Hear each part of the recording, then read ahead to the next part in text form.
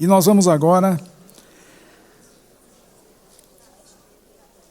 assistir a palestra do Dr. Sérgio Thyssen, o próximo palestrante, professor de medicina, cardiologista e físico, expositor espírita, que já tendo visitado 34 países, é estudioso da fronteira da medicina e espiritualidade.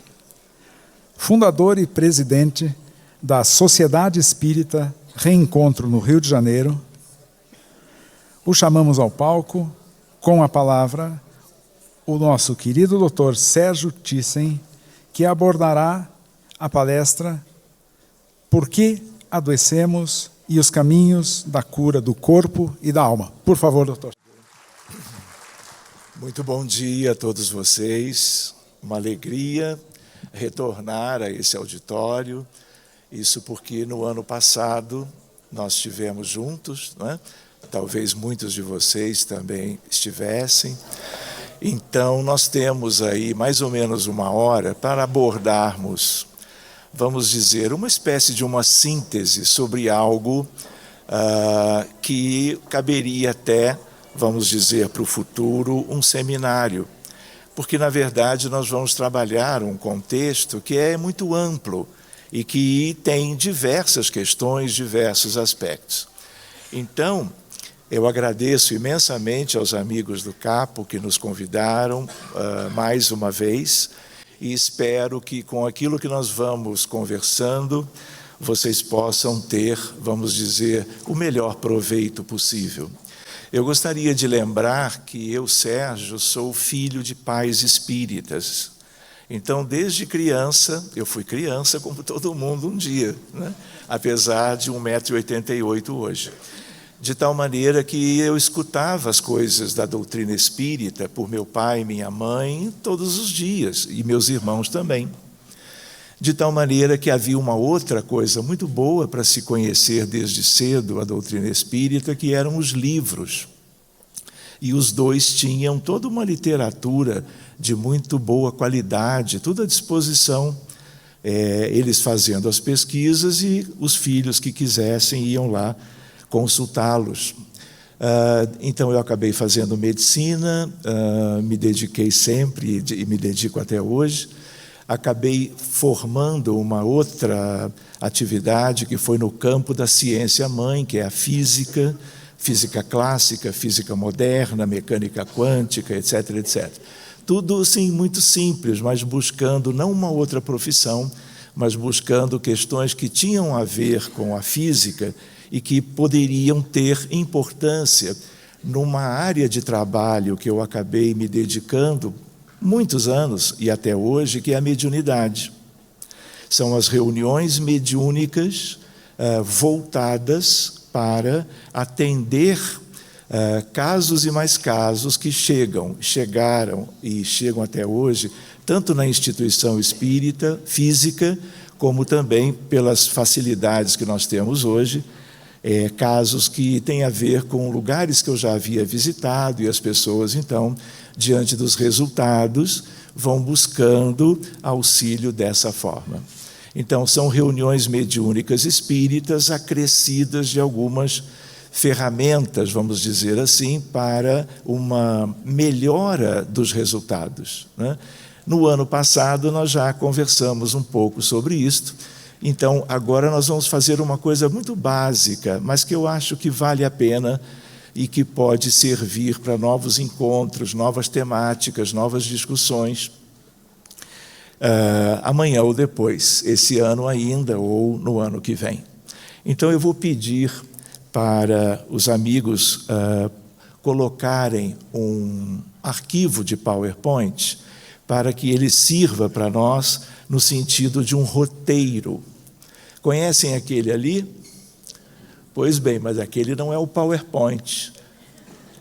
Senão ele vai ficar olhando para mim, eu fico olhando para ele e nós não saímos do lugar, vamos dizer assim. Então, por favor, o arquivo que eu deixei com a Cíntia, por gentileza. De qualquer maneira, enquanto os amigos providenciam, uma primeira ideia é anterior a este, por favor. Se puder ser o slide título, seria bom.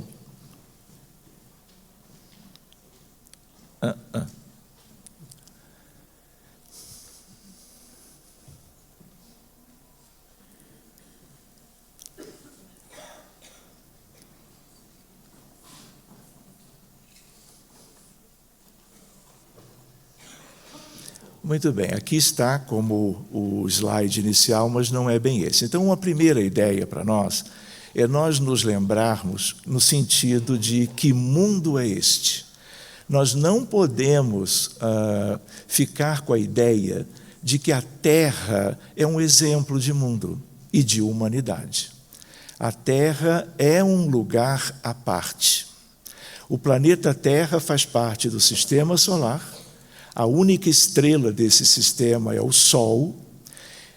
Esse sistema faz parte da Via Láctea, e a Via Láctea, a nossa galáxia, ela tem 200 bilhões de estrelas. O nosso Sol é apenas uma delas. A galáxia vizinha, que é a Andrômeda, tem 1 trilhão de sóis ou estrelas, para que nós nos lembremos da grandeza do universo. Então, a Terra é um planeta lindo, azul, pequenininho, visto de longe, mas a humanidade daqui não é como algo típico do universo de Deus. Na verdade, é mesmo uma situação diferente. E como nós escutamos muitas vezes por diversos espíritos, a Terra, se eu for, por exemplo, para o livro Roteiro de Emmanuel, por Chico, existe um capítulo que se chama O Grande Educandário. Então, ele chama a Terra de uma escola, mas ele também diz que essa escola é uma escola muito primária, em função, vamos dizer, das questões pedagógicas, educacionais, educativas, às quais nós todos estaríamos filiados.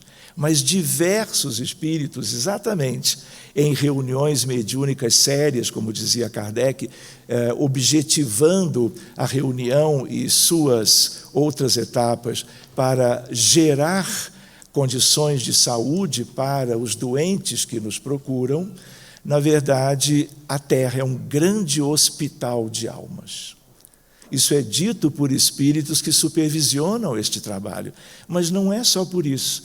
Porque com as médiuns com as quais nós trabalhamos, muitas delas médiuns médicas de várias áreas da medicina, além de tudo, excelentes sensitivas, médiuns espíritas, nós encontramos uma realidade que é a realidade espiritual de um mundo de provas e expiações, podendo alcançar realidades que normalmente as reuniões mediúnicas habituais não alcançam. Então, nós conhecemos muito bem o plano físico, o mundo dos encarnados. Somos hoje 8 bilhões e 150 milhões de humanos encarnados. Mas naquele capítulo, Emmanuel chama e dá a ideia de que no total somos 22 bi. Então, hoje nós teríamos 14 bilhões de desencarnados humanos, vivendo em condições desconhecidas na maioria das vezes. É claro que com o livro Céu e Inferno, Kardec, com a Revista Espírita, com os livros de André Luiz e de Emmanuel, como Nosso Lar, como Os Mensageiros, Missionários da Luz, nós fomos conhecendo melhor, mas ainda nós não temos ideia, em verdade, sobre que mundo é este. Então, aqui é só para nós nos lembrarmos da ideia de que, segundo o Livro dos Espíritos, mundos primitivos, mundos de provas e expiações, que é ainda o nosso caso, e já é há muitos séculos, mundos de regeneração, ditosos ou felizes e mundos puros. A ideia qual é? A ideia é da lei de progresso. Progresso para cada indivíduo, progresso para cada mundo, progresso para cada sistema e progresso para cada galáxia. Tudo é, vamos dizer, ligado a uma lei divina, que é a lei do progresso. De tal maneira que, se nós pensamos, a nossa humanidade, como eu dizia, coletivo de 22 bilhões de almas com deficiências morais. A imensa maioria. De tal maneira, reunidos aqui para reeducação e regeneração. Mas isso é um caso particular da Terra hoje. Daqui a muitos milênios, nós vamos estar numa realidade bem diferente daquela que é a atual. 8 bi de encarnados, 14 bi de desencarnados, na única estatística séria que nós conhecemos do livro roteiro do capítulo O Grande Educandário por Emmanuel. Reforma íntima, nossa meta, substituição dos vícios pelas virtudes. Então, esse é um capítulo que seria algo para se conversar por mais tempo, não é? Qual é a tríade devastadora como um determinado autor traz? O orgulho, o egoísmo e a vaidade. E ainda tem a indiferença, a ganância, a ambição, coisas que estão distribuídas no mundo inteiro, de tal maneira que são aspectos para serem tratados. Com esforços individuais, com um despertamento para o autoconhecimento, ou através do autoconhecimento, mas a ideia de que nós precisamos de toda uma mudança que não fomos capazes de realizá-la até agora. De tal maneira que essa é a nossa intenção. Quando nós olhamos uma fotografia de cirurgiões tratando o paciente em meados do século XIX, é um fundo para nós nos lembrarmos que a medicina tem 5.000 anos de história. Na verdade, até um pouco mais. O primeiro médico que se tem notícia era egípcio e ele se chamava Imhotep. Era amigo do faraó daquela determinada dinastia, e isso tem mais do que 5.000 anos. Hipócrates veio muito tempo depois, séculos, mas agora, como vocês sabem, na Grécia. Hoje, e sempre tivemos, doenças físicas e transtornos mentais, doenças antigas e novas, diabetes mellitus, é uma doença altamente prevalente, está no mundo inteiro, é uma verdadeira pandemia, como a hipertensão arterial sistêmica, mas tudo isso é muito antigo. De tal maneira que hoje nós temos doenças que nós não conhecíamos, por exemplo, o ebola, a Covid-19, tudo isso vem mudando um pouco o cenário das ações médicas no mundo. Nós temos feito uma medicina do corpo, ainda dentro do paradigma materialista, mesmo em relação aos transtornos mentais. De tal maneira que a maioria dos médicos enxerga à sua frente apenas a parte biológica, somática, física do ser humano. E isso é algo que está mudando, precisa mudar muito mais. Nós vamos conversar um pouco sobre isso. Por exemplo, medicina alopática, homeopática, alternativas diversas. Por exemplo, tradicional chinesa, ayurvédica, acupuntura, temos coisas lindas, porque em todos os lugares da Terra, no Oriente e no Ocidente, todo mundo tentava fazer algo por tantos pacientes que eram como que aqueles que deveriam ser ajudados por aqueles que tinham uma melhor ideia a respeito do sofrimento por uma enfermidade qualquer. E nós precisamos nos lembrar que dentro desse paradigma materialista, nós chegamos muito bem, por um lado, até aqui, mas o principal ainda nos falta. E uma notícia boa para nós trabalharmos na medicina acadêmica, vamos dizer, oficial, nós temos uma área de especialidade e de estudo que os médicos do mundo inteiro estão agora conhecendo, que se chama religiosidade/espiritualidade em medicina. De tal maneira que os colegas em qualquer país do mundo que não conhecem isto estão como que desatualizados. Então, especialmente na cardiologia e na psiquiatria, é onde mais os estudos estão sendo feitos e publicados e discutidos nos congressos internacionais, para que haja, além de uma humanização da medicina, que ainda é uma questão de uma grande necessidade, nós precisamos espiritualizá-la e trazer questões que não são espíritas, mas, sobretudo, as que são espíritas, elas trarão, como vocês vão ver, vamos dizer, progressos muito interessantes e que vão mudando propriamente a realidade da ação médica e dos esforços dos colegas no sentido de ajudar mais os seus pacientes. Todo mundo lembra disso, não é? Mas os médicos só olham para cá de um modo geral. Não é? Eu brinco às vezes dizendo ressonância nuclear magnética, funcional ou não. É um exame de imagem que dependeu de um progresso da física ligado ao magnetismo, do eletromagnetismo da física clássica, e nós olhamos o corpo humano por dentro, mas não enxergamos nada, a não ser aquilo que, examinando pessoas que morreram numa dissecção no laboratório de anatomia, você encontra. Mas a medicina tem muito a, vamos dizer, progredir.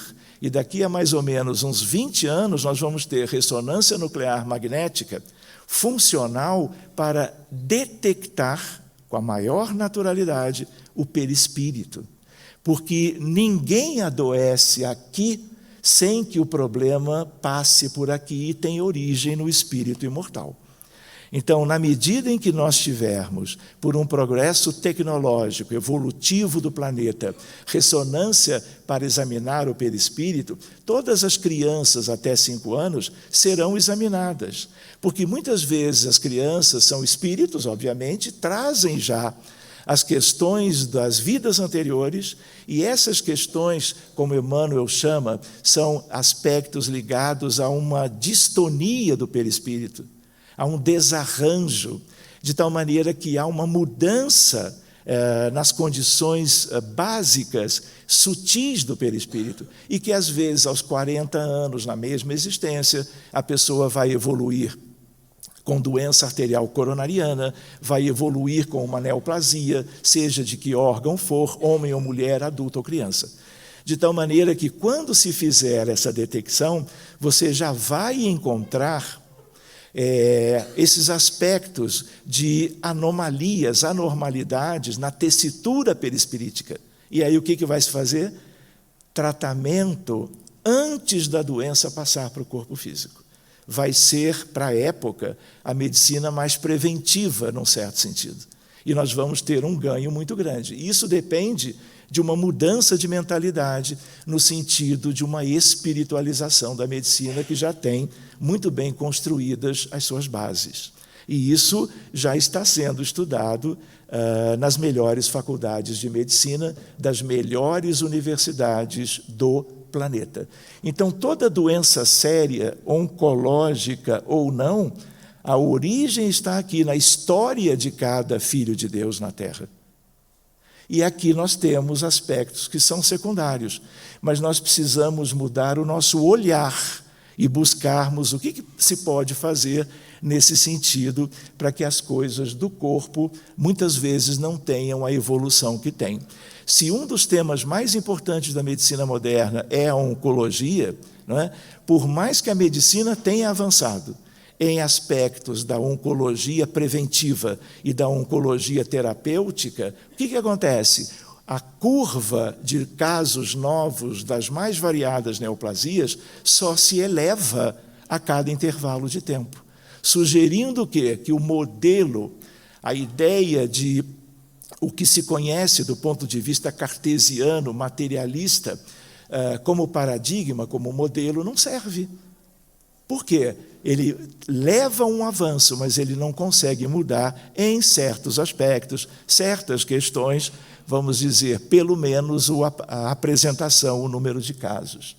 Se nós vamos para frente, nós gostaríamos de lembrar de Allan Kardec, lembrarmos de uma medicina que ainda é, vamos dizer, quase que tão somente mecanicista, o nosso mundo com duas realidades, o plano físico e um mundo espiritual com um número muito maior de seres humanos. De tal maneira que quem tem a possibilidade de, através das reuniões mediúnicas, conhecer o mundo espiritual, as pessoas se surpreendem, porque ele não é simples, como, por exemplo, no livro Nosso Lar e na obra da série de André Luiz, nós começávamos a conhecer.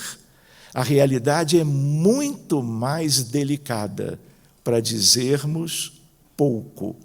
Enfim, a ideia de doentes nos dois planos. Uma lembrança para vocês, uma sugestão de livro da Federação Espírita Brasileira, As 7 Esferas da Terra. Quando estamos encarnados, estamos todos na superfície, hemisfério norte, sul, oriente e ocidente. Quando as pessoas estão do outro lado, elas estão em esferas de vida diferentes. Ao nosso lado, o umbral médio, onde André Luiz esteve por alguns anos, um umbral inferior. Mas o próprio André Luiz pergunta: Lísias, o que são as trevas? E Lísias responde, está lá. Mas Lísias, na resposta, mostrava que ele não conhecia as zonas abissais. E quanto mais nós descemos no rumo da escuridão, do sofrimento e da maldade, mais numerosa é a realidade do outro lado. Para cima, como nosso lar, as colônias equivalentes, umbral superior. Mais acima, a esfera linda de arte, cultura e ciência, dirigida por Leonardo da Vinci. Mais acima, amor fraterno universal, completamente diferente do que nós já conhecíamos. E a mais alta de todas, a do governo da vida. Então, essa ideia é muito interessante, de cada ser humano que vive aqui ter uma ideia, porque isso é motivação, isso é estímulo, isso é consciência da realidade e daquilo que havia no passado, daquilo que existe hoje e daquilo que, dependendo de nós, será uma realidade melhor amanhã. Mas doentes nos dois planos. Quando André Luiz ele é levado para cima, para a colônia Nosso Lar, para onde ele vai? Para o hospital. Então, o que mais se tem do outro lado ainda são hospitais e postos de auxílio, para ajudar uma infinidade de nossos irmãos e irmãs, carecendo de uma assistência a partir da desencarnação. E muitos, como André Luiz, primeiro desceu, pensou, conheceu-se um pouco melhor, refletiu, foi chamado de suicida, era um suicídio involuntário, mas quando ele então consegue mudar o seu padrão, ele sobe, é elevado, e a vida dele no mundo espiritual muda completamente a partir disso. Então, nós não podemos deixar de estudar, de tentar conhecermos melhor a realidade que é nossa, só que do outro lado da vida. Portanto, doentes e hospitais nos dois planos. Hospitais no grande hospital. Quem é o grande hospital? O planeta. Então, tem hospitais e clínicas, emergências, enfermarias, terapias intensivas, centros cirúrgicos, do lado de cá, mas do lado de lá também tem os seus equivalentes. E lembrando que o mundo original, o mundo matriz, é um mundo espiritual. E o que se constrói aqui, de um modo geral, é consequência do que já havia sido elaborado, construído do outro lado. A ideia de Nosso Lar e outras colônias, a importância da mediunidade, no que nós vamos ver agora, a medicina espírita. Quais são os dois aspectos, afora o Evangelho de Jesus, a reforma íntima e a prevenção, a medicina preventiva mais importante, através do conhecimento das leis divinas e a nossa adequação a essa realidade, porque tudo isso é ignorado. Os espíritas ou espiritualistas no mundo, nós somos 0,0007% da humanidade. Então, às vezes, nós trabalhamos e lidamos como se o planeta fosse espírita, mas ainda não é. E olha a responsabilidade de quem tem alguma ideia um pouquinho melhor sobre a realidade. Então, tudo isso precisa ser trabalhado. E isso é medicina preventiva. Porque, conhecendo a realidade, nós trabalharemos as dificuldades pessoais que, ao longo das eras, tem gerado os mais diversos diagnósticos, que são milhares em medicina, tanto de doenças orgânicas, físicas, biológicas, como inúmeros tipos diferentes de transtornos mentais. Então, só para vocês terem uma outra ideia numérica, hoje em dia, desde 1º de janeiro até hoje, nós tivemos 556 mil suicídios. De 1º de janeiro, portanto, antes da pandemia, Organização Mundial da Saúde, nós tínhamos um suicídio para cada 40 segundos. Veio a pandemia, a situação geral piorou em função de lockdown, de isolamento, de depressão, ansiedade, mais dependência química, que é outra tragédia da humanidade. O que acontece? Nós temos agora um caso de suicídio para cada 35 segundos. Nós vamos chegar em dezembro, 1.100.000 casos. Aonde? Na Terra, aonde nós vivemos. Por outro lado, no ano passado, 2023, nós tivemos 34 milhões de abortos induzidos. E as consequências são gravíssimas de tudo isso, para os protagonistas envolvidos em cada processo e para o planeta, porque isso gera um sofrimento extraordinário e a psicosfera do planeta, ela se espalha porque ela é baseada em ondas eletromagnéticas e ela chega no planeta inteiro e vai gerando dificuldades na vida das famílias, homens e mulheres, adultos e crianças, em qualquer país do mundo. De tal maneira que estas coisas são sérias. E nós precisamos conhecer a doutrina espírita, se possível, e outros elementos de crença, para que nós saibamos despertar, conhecendo melhor a nossa realidade e, por isto, tendo uma motivação a mais para empreendermos as coisas como nós deveríamos fazê-lo. Então, medicina da alma, medicina espírita, fora as questões do Evangelho de Jesus e da prevenção, nós temos dois alicerces. Um deles é o magnetismo. O magnetismo de cura que Allan Kardec estudou nitidamente e está lá no Livro dos Médiuns. Allan Kardec era magnetizador desde os 19 anos de idade.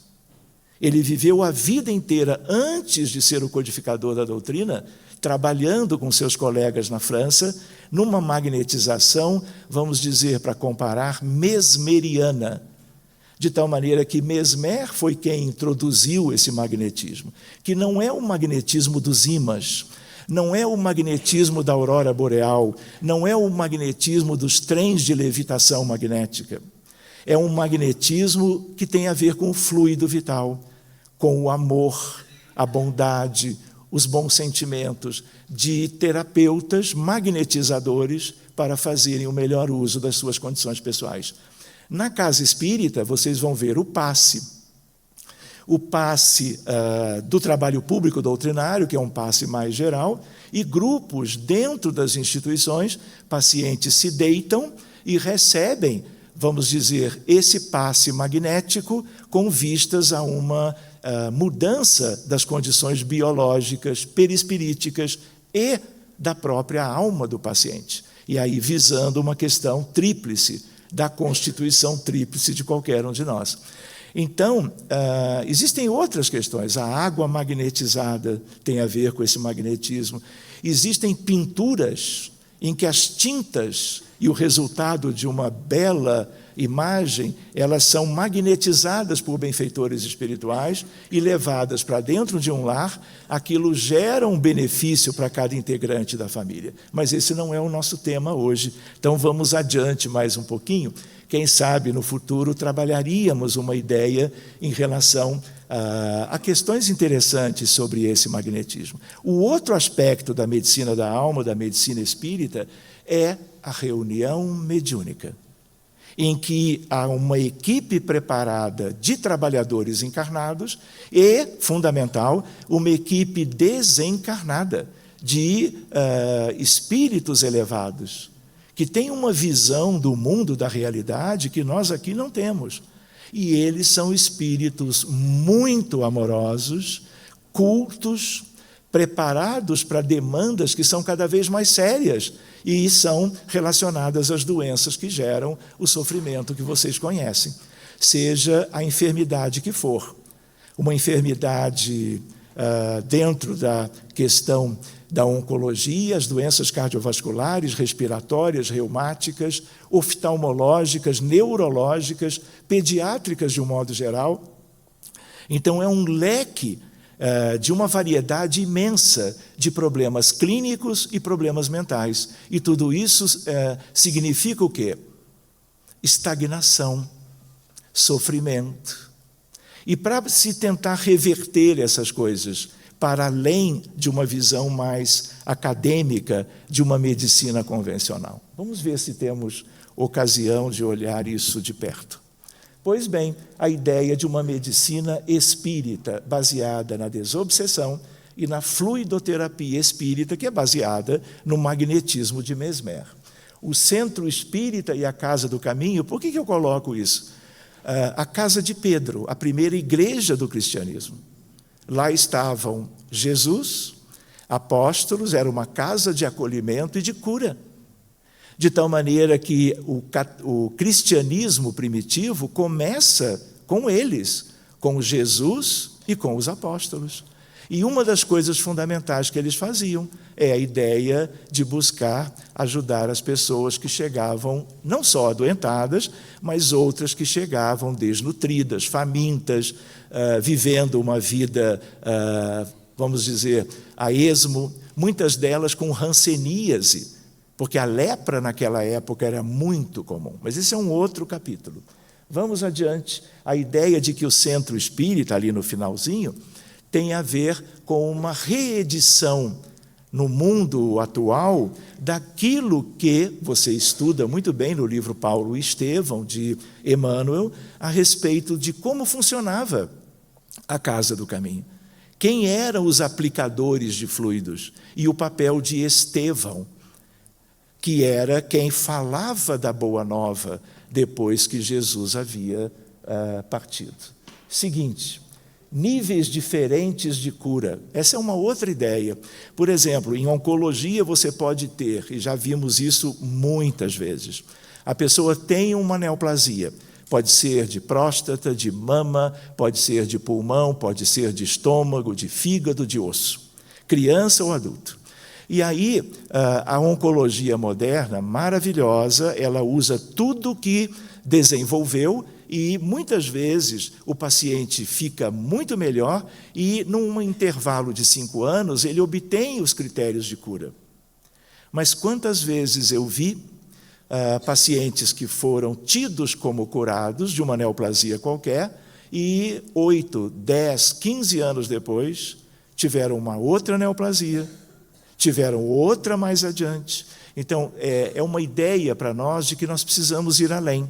E o que talvez seja nós irmos além? Buscarmos as origens, onde tudo começou.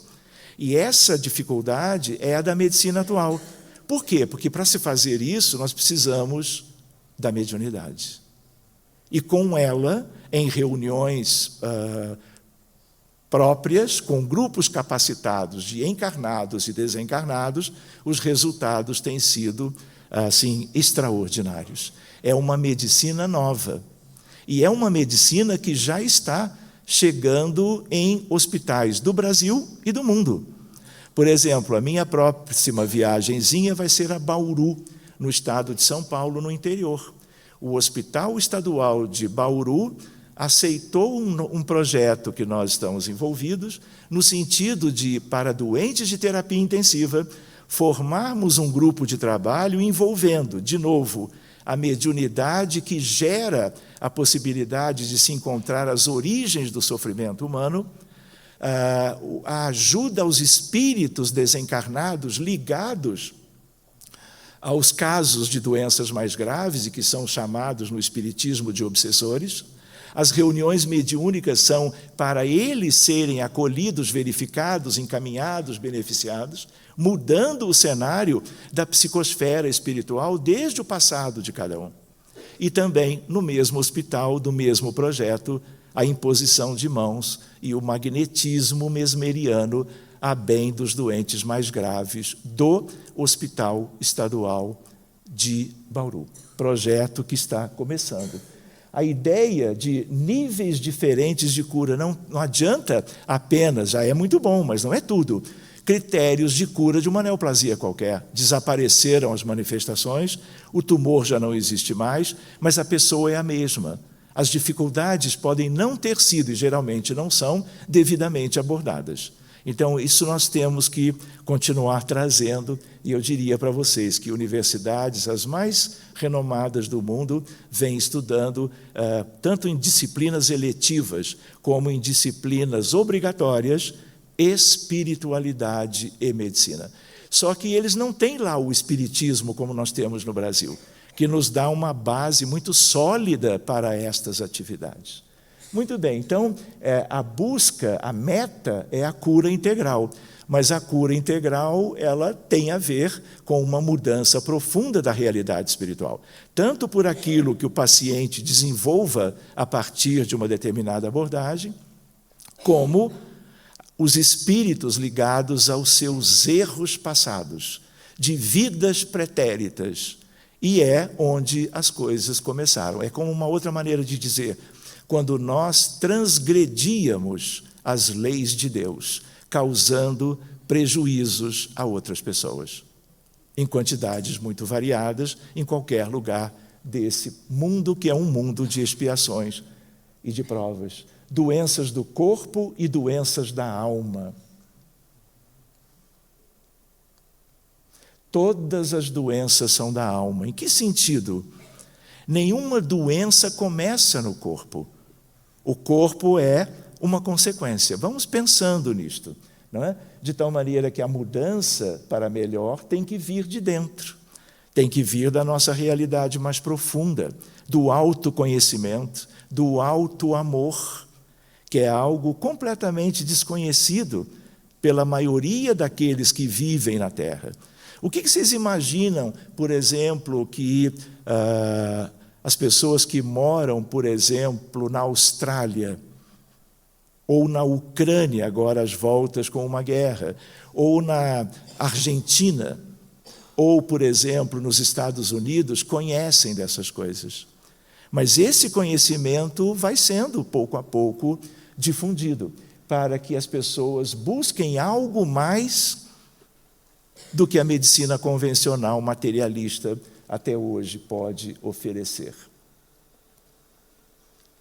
Medicina espírita, portanto, desobsessão ou assistência aos desencarnados, a fluidoterapia, a evangelização e a reforma íntima para tratar o que já existe no corpo e ou na mente humana, mas especialmente com vistas a benefícios futuros, no sentido da prevenção para não adoecermos tanto e um dia esse planeta deixe de ser de expiações, doenças e provas e possa ter alcançado a condição de um mundo em vias da sua regeneração. Então, obsessão, o maior flagelo da humanidade. Ninguém está sozinho, em nenhum lugar. Os hospitais, muitas vezes do plano físico, estão cheios de espíritos. Quem é médium e tem evidência, entra no hospital e vê. Eu tenho casos, às vezes, entro na terapia intensiva, chego perto de um paciente crítico, com sepse, por exemplo, e aí você olha, tem uma pilha de espíritos naquele leito. Desencarnaram ali, ao longo dos anos, e não foram embora. Ninguém os pôde levar. E quando eles estão ali, mal ou bem, em algum momento, eles interagem psiquicamente com aquele que agora fisicamente está ali deitado, com o seu problema mais sério. E às vezes o paciente evolui menos adequadamente e os médicos não sabem por quê. De tal maneira, é por isso o tal do projeto de Bauru e outros projetos que estamos conhecendo e desenvolvendo, para que os hospitais se preparem para lidar com essas realidades, porque os hospitais também recebem, contêm espíritos necessitados, numa quantidade inapreciável por nós. Claro que benfeitores espirituais também estão ali, mas às vezes eles não conseguem mudar o panorama, a psicosfera deste ou daquele hospital, seja em Curitiba, seja no Rio de Janeiro. De tal maneira que nós temos, do ponto de vista de obsessão, obsessão simples, fascinação e subjugação, mas nós utilizamos mais a ideia de simples e complexa. Um dia, quem sabe, nós poderemos aprofundar um pouco mais nessas questões. Fluidoterapia espírita no plano físico no Rio de Janeiro. Tudo enfermo, para receber o passe. O magnetismo de Kardec e de Mesmer, o magnetismo de cura. Se possível, todos eles passaram antes por reuniões de desobsessão. Porque aí, quando os espíritos são bem acolhidos e conduzidos, resgatados e levados, o fluido doado, ele tem uma condição muito melhor de ser assimilado e, por cada paciente, mantido fazendo os seus efeitos. Quem viu o filme Nosso Lar ou leu o livro, lembram disso? É a mesma questão. E aqui é André Luiz recebendo passe de um instrutor, logo que ele chegou, ainda depauperado, depois de uma cirurgia abdominal, ele desencarna no pós-operatório imediato. De tal maneira que isto hoje está aqui, porque muitas décadas ou séculos antes, tudo já existia no mundo espiritual. E o que é bom, o que é necessário, o que é edificante, construtivo, vai chegando para e passo no nosso mundo tão necessitado também. Posso contar uns casos? Sim ou não? Sim. Percebi o interesse. Então, olha, gente, são muitos, mas nós temos uma certa limitação. Mas vamos mostrando casos que são exemplos de essa abordagem que nós estávamos comentando. Nós estávamos numa quinta-feira à tarde em Copacabana, no Grupo Espírita, uma trabalhadora chega um pouco assim afobada. Eu nem tinha feito a prece de abertura da reunião mediúnica, eu tinha uma lista de casos para ver naquela oportunidade, na quinta de tarde. São reuniões de 3 horinhas de duração. A Isabel chega aflita e já vai dizendo: Sérgio, temos um caso para ver agora, para ver hoje. Ela estava ansiosa. Qual era a história? Ela é fisioterapeuta, a colega dela, fisioterapeuta, as duas trabalhando no Hospital Copador, que é um dos melhores hospitais do Rio de Janeiro, liga para Isabel aos prantos, dizendo: Isabel, o médico do CTI me procurou, eu converso com ele sempre, mas desta vez ele diz: olha, nós não temos mais o que fazer. Qual é a história do Rodolfo? Vivia jovem no Rio de Janeiro, tinha emprego, família, e aí ele faz um quadro de influenza, que é a gripe, que é por um vírus, que é o vírus da influenza. Só que ele logo evolui para uma pneumonia pneumocócica. Só que essa evolução dele, ela é esperada, ela é conhecida. Só que, apesar de medicado com antimicrobianos corretamente, a pneumonia evoluiu para uma pneumonia bilateral, extensa, grave, com insuficiência respiratória aguda. Ele é levado para a emergência, CTI, e ele fica lá 15 dias, até esse encontro entre a esposa e a Isabel, que foi por telefone, na verdade. E aí, a ideia qual era? Eu nunca tinha visto antes em terapia intensiva. O Rodolfo precisava de oxigênio, uma vez entubado e ventilado, a 100%. Qualquer dia que os colegas tentavam diminuir a concentração de O2, o coração bradicardizava e eles tinham que levantar de novo para 100. É a chamada FiO2, de 1, que é o 100%. E aí eles estavam desistindo. Olha, nós já fizemos de tudo. Já trocamos os medicamentos, fisioterapia respiratória, discutimos com outros colegas do hospital e nada do Rodolfo melhorar. E aí ele estava, é uma expressão, vamos dizer, coloquial, jogando a toalha, no sentido de desistência. E a esposa soube, conversou com a Isabel, que sabia que ela era espírita, e ela levou o caso na tarde daquela mesma quinta-feira. Aí eu falei, Isabel, temos que deixar os outros casos, isso é risco de vida iminente, temos que dar prioridade. Abrimos, essa é uma expressão que nós usamos frequentemente, abrimos o caso do Rodolfo. Isso significa o quê? As nossas reuniões mediúnicas, elas não são em torno de uma mesa, por exemplo, abertas para vários espíritos ligados a inúmeros casos que eu não sei quais são. Essas reuniões existem e é uma manifestação boa de caridade, tanto do mundo espiritual como dos trabalhadores. As nossas reuniões há décadas, elas são personalizadas, vamos dizer assim. Nós abrimos para poder aprofundar caso a caso, com critérios de gravidade, que são critérios médicos, de emergência. Você primeiro vai atender quem está em risco maior de vida. Isso é assim no mundo inteiro. No que nós abrimos, guerra.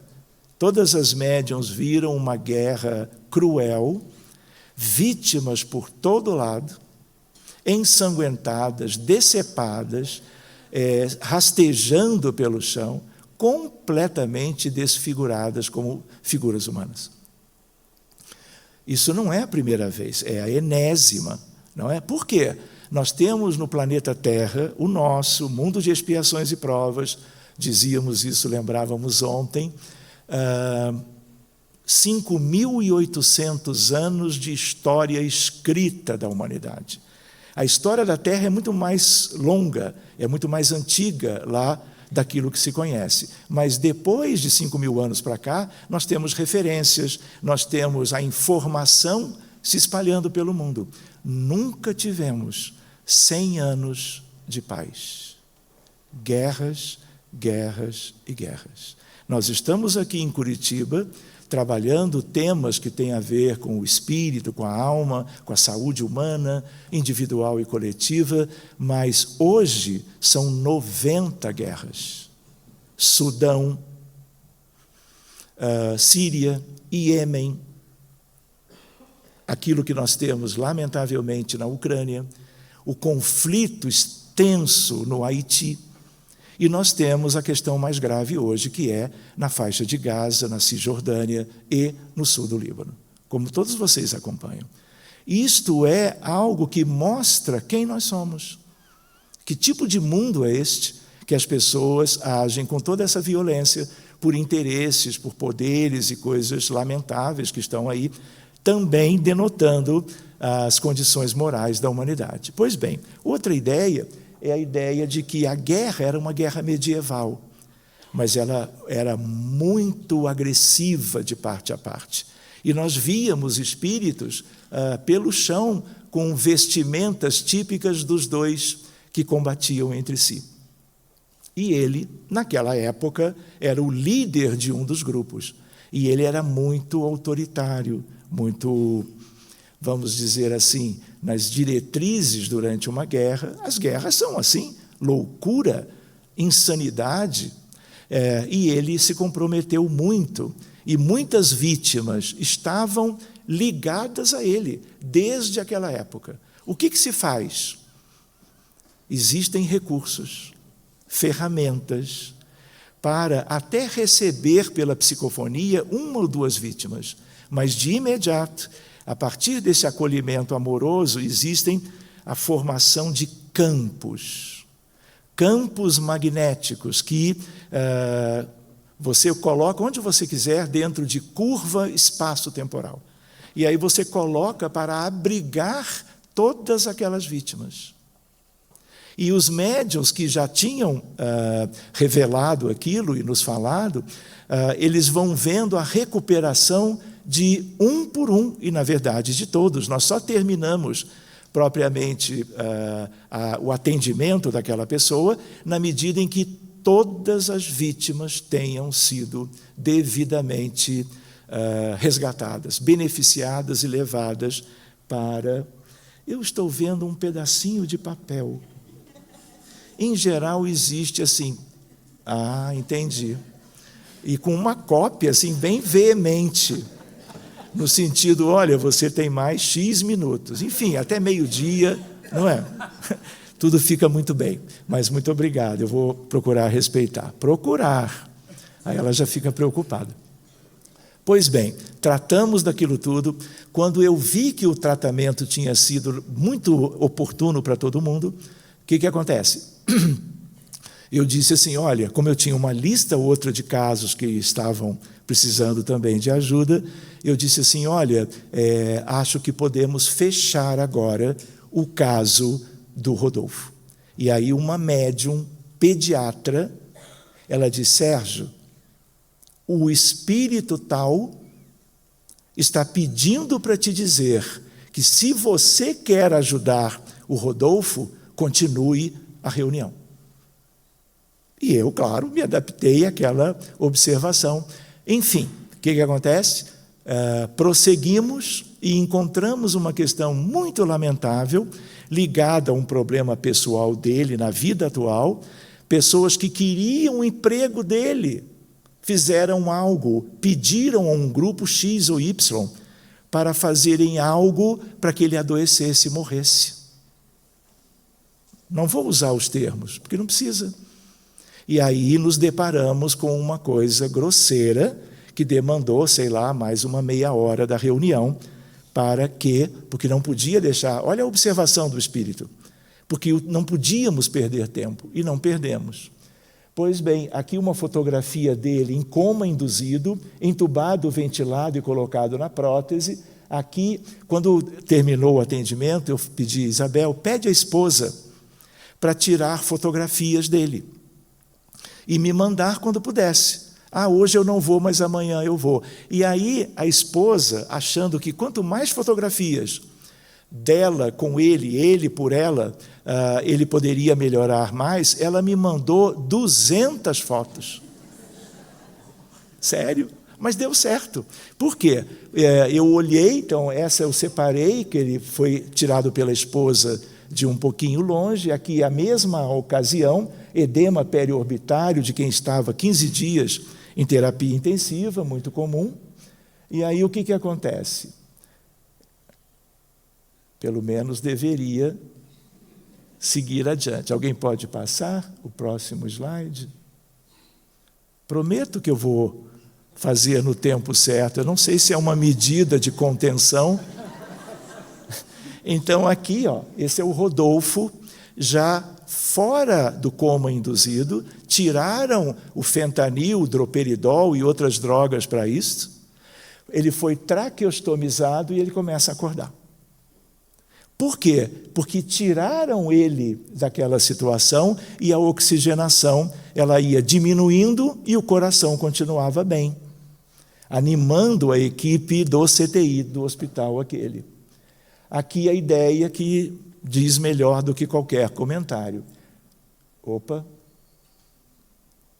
O que eu tenho aqui? Eu tenho a irmã dele, a esposa que conversou com a Isabel e o sorriso das duas traduzem o melhor que existe, né? A ideia que é um fisioterapeuta e ele teve alta e nunca mais teve nada.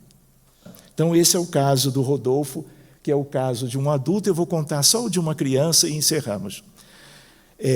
Eu tive a oportunidade de viajar bastante. Eu fui à Austrália meia dúzia de vezes. E aí eu estava no Rio, e aí me liga, aqui é a Viviane, doutor Sérgio, eu sou de Sydney, do centro onde você fez um seminário de medicina e espiritualidade. O que acontece? Eu estou voltando do ultrassom, eu já tenho um filho que é o Mateu, só que agora eu estou grávida de novo. E eu estou como que voltando, e o ultrassom, o médico disse, olha, procure um neonatologista, um neurologista pediátrico, porque o que eu estou vendo aqui é uma dilatação grosseira dos ventrículos cerebrais. E ele não sabia, nunca tinha visto aquilo. A primeira coisa que ela fez foi ligar para nós, porque ela ouviu nós fazermos certos atendimentos já anos antes. Aí eu falei, olha, eu vou abrir para você, vamos ver o que vem. Abrimos, guerra, Vietnã, e ele era piloto da United States Air Force. E ele despendia bombas em populações vietnamitas civis, em campos de arroz. E muitas pessoas morreram. Mas estão vivas, sofrendo as consequências. Tudo ligado à criança que estava renascendo. Enfim, cuidamos dos mesmos moldes de todas aquelas vítimas. Dá um certo trabalho fluídico para dedicar a uma espécie de renascimento, porque eles estavam, todos eles, as vítimas, em condições muito tristes.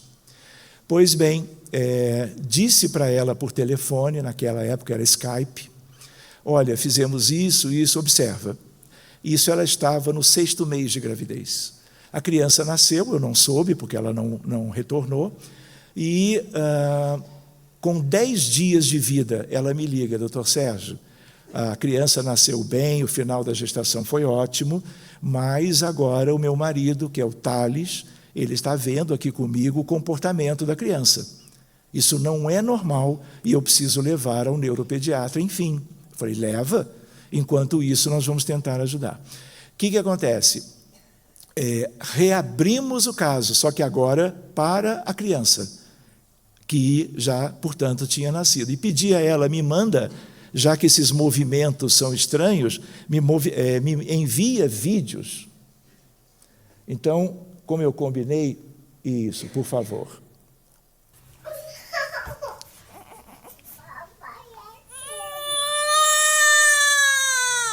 Esses movimentos de braços e da cabeça, isso não existe.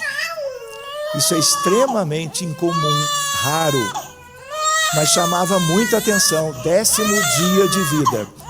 E uma criança, não só chorando, mas uma criança aparentando estar atormentada. E aí, o pai filmando, a mãe confortando e nos enviando para que eu tivesse uma ideia e levasse para o grupo a realidade. Esse tipo de movimento lembra Parkinson. Então, existem as síndromes extrapiramidais. A mais comum é o Parkinson, mas ela é mais limitada. Mas existe a tetose, coreia, balismo, distonia de torção. Tudo isso tem a ver com os núcleos da base. E eles ficam perto dos ventrículos laterais. Pois bem, eu fui olhando para isso. O próximo, por favor. Vídeo.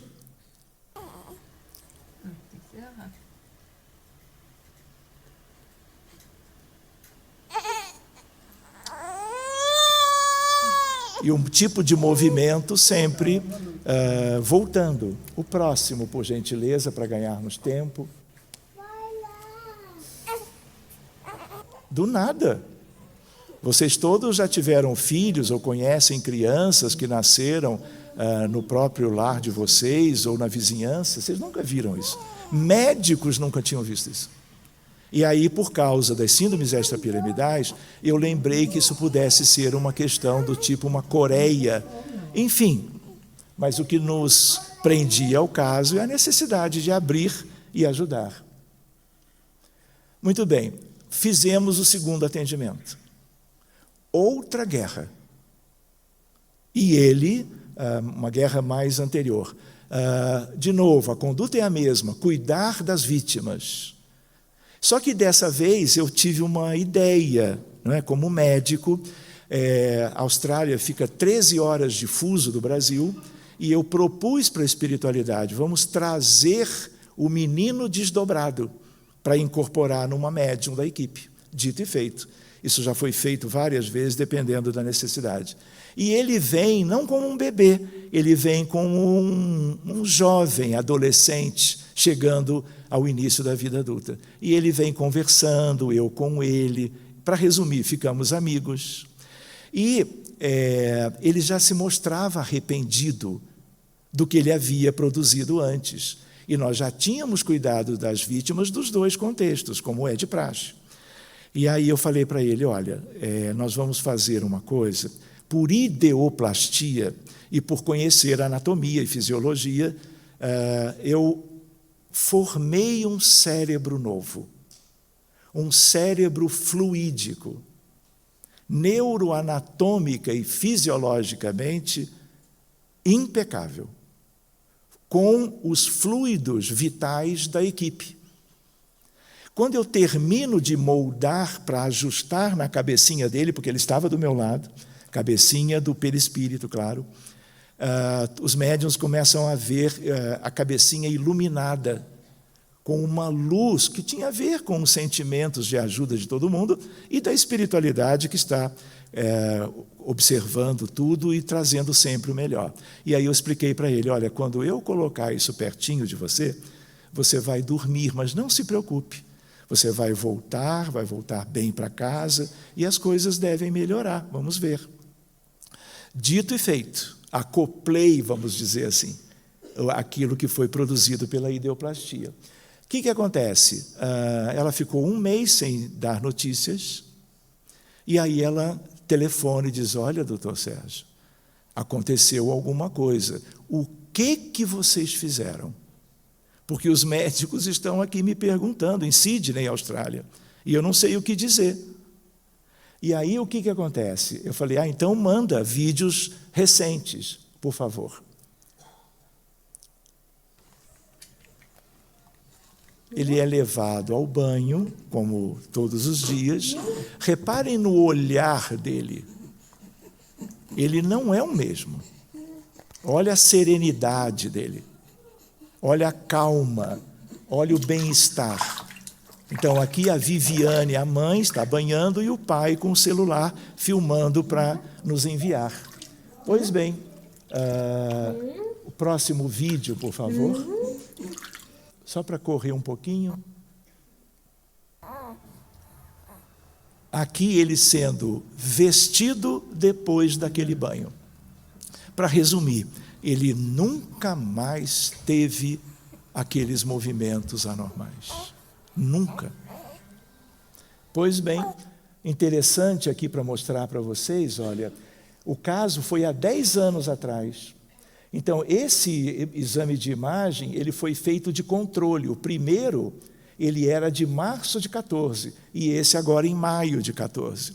E aí vocês vão ler aqui, ó, os ventrículos laterais são agora de calibres normais. Então, a mudança não foi apenas uma mudança da movimentação, da fisiologia do movimento. Foi uma movimentação estrutural, que é a melhor, já que o problema decorria disso.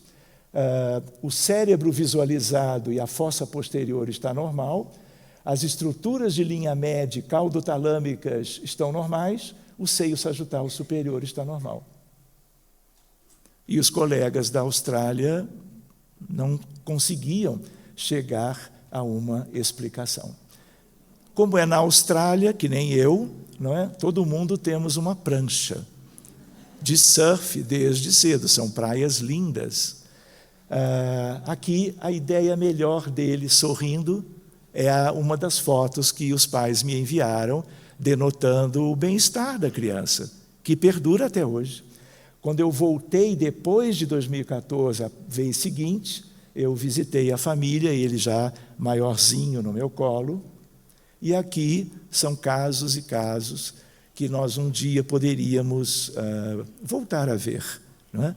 Então, ele hoje é um garotinho de pouco mais de 10 anos e está muito bem, obrigado. Então, é um caso de um adulto, Rodolfo, o caso de uma criança lá de longe, e reparem que o que é longe você traz para perto, dentro da dinâmica do movimento, das questões fluídicas e espirituais que envolvem o planeta inteiro. Queridos, era o que eu pensei de dividir com vocês. Agradeço imensamente a todos e, quem sabe, mais adiante examinamos alguma coisa além disso. Muito obrigado.